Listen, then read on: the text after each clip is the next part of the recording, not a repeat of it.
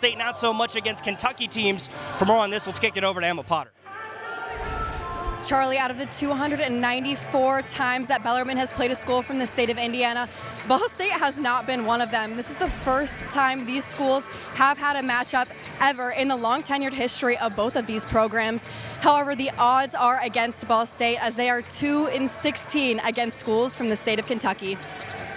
State has seen a lot of contribution from the 3 freshmen on this team that have seen minutes all season long. For more on this, we'll send it over to Emma Potter. Yeah, Charlie, I talked to Coach Lewis for the Cardinals earlier this week asking if he had ever worked with a team with this many newcomers. He said, no, I haven't.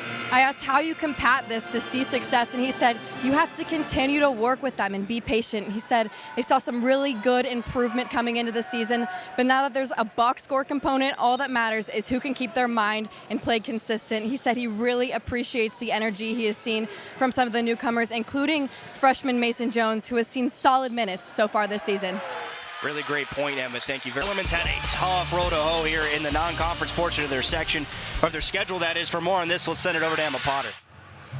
Yeah, Charlie, 4 of the last 8 games the Knights have played have been against Power 5 opponents. When I asked head coach Scott Davenport about the tough schedule, he said, the schedules we create, it's about the players. It's tremendous exposure for the school, and even more importantly, it's a tremendous opportunity for learning situations. He said to be in those atmospheres that these teams provide is something that players will never forget. But most importantly, these games are important for his players to learn and grow as a team. Always pros and cons to playing Power 5 opponents. She finally has them. Emma, let's kick it over to you. Thanks, Charlie. Coach, you mentioned earlier this week that defense was something your team struggled with, but you guys did a great job today of maintaining that defensive presence. What's the change you saw? Well, they put a lot of pressure on you on their offensive end. I thought we did a great job. In 2 days of preparation, Coach Godino had a great scout. Our guys followed it as well as they followed one up until this point, so that's some growth. But we did a really good job both halves. Now, we got a little loose there at the end of the game and some execution things at the end that aren't as clean as they need to be. But to beat that team after the way that we just tripped up in Little Rock, that's a good win for us. I mean, because it took some toughness. We talked about embracing hard things, and they had to do that tonight. I yelled too much. I can't even talk.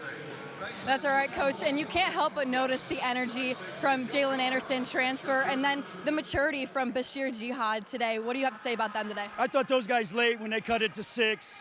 Both of those guys showed some leadership, some toughness, and just their experience in some of those games stood out. Now, I wish we would have executed a few things down the stretch better where we would have got some drives for Jalen, opened some things up from Bashir, but our defense kept us in this game and gave us a chance to win.